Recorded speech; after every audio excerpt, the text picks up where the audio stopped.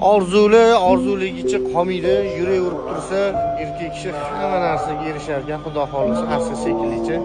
Boshqa zavodlarning oldidan o'tganda mana shunaqa furalar turardi. İçimizde niyat qilib qo'yardik. Bizning ham zavodlarda shunaqa furalar o'chirtilib tursa, mahsulotlarimizdan ortib chiqarib bersak deb niyat qilar edik. Shu kungacha nima sodir bo'lgan bo'lsa, o'sha narsani Alloh xohlagan edi.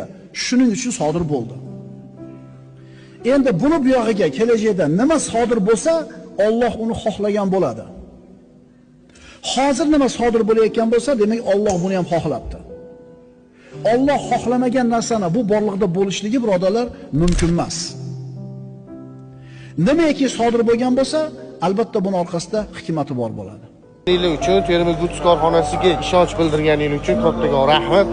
Nima xizmat bo'lsa, nima muammo bo'lsa, murojaat qilsanglar hal qilamiz.